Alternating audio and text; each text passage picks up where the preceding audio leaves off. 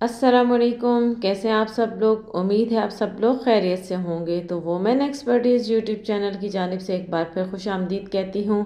तो आज मैं आपके लिए मज़ेदार सी मिक्स दाल बनाना बता रही हूँ, जो कि मैं अपने तरीके से बताऊँगी कि मैंने किस तरीके से बनाई है।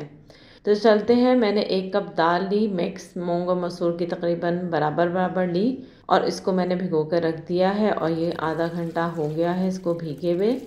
तो अब मैंने एक प्यारी सी अच्छी सी साफ़ सुथरी सी पतीली में डाल दिए है ये दाल और पानी भी।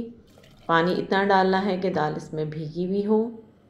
तो जनाब ये इसमें उबाल आ गया है, और ये जो इसका साइडों पे झाग सी आई हुई है, इसको अगर हम निकाल लें तो बहुत ही मज़ेदार बनती। अब मैंने इसमें डाली को 5-6 हरी मिर्चें बीच में से कट लगा के।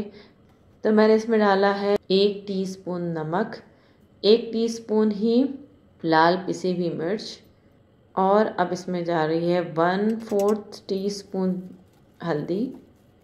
और जनाब अब इसमें मैं डाल रही हूँ ये थोड़ा सा एक मिक्स रेडीमेड मसाला है, जो कि किसी भी आप ब्रांड का ले सकते हैं।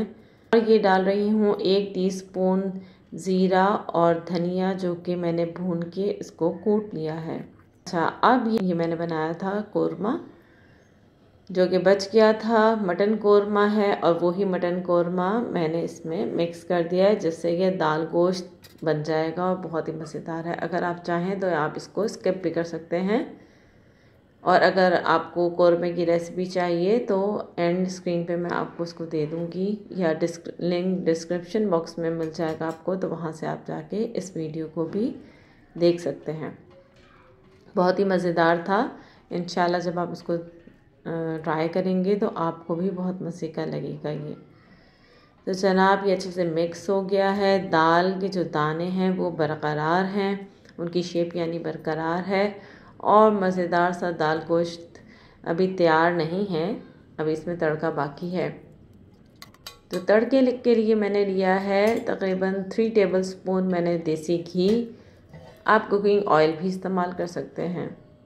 गरम होने के बाद मैंने इसमें डाला है लहसुन, कड़ी पत्ता, साबुत लाल मिर्च डाली है, थोड़ी सी पिसी हुई लाल मिर्च भी डाली है। उससे जो तड़के का कलर होता है वो बहुत ही प्यारा सा रेडिश सा आ जाता है, वरना वो ट्रांसपेरेंट सा कलर होता है, तो वो दाल की में चार चांद लगा देता है। उसकी जो सूरत होती है, क्योंकि सबसे पहले हम देखते हैं, फिर हम खाते हैं, फिर हमें टेस्ट पता लगता है। तो जब बहुत ही खूबसूरत सा अच्छा सा डेकोरेट किया हुआ हो तो वैसे ही दिल कर जाता है कि आप उसको खा लें।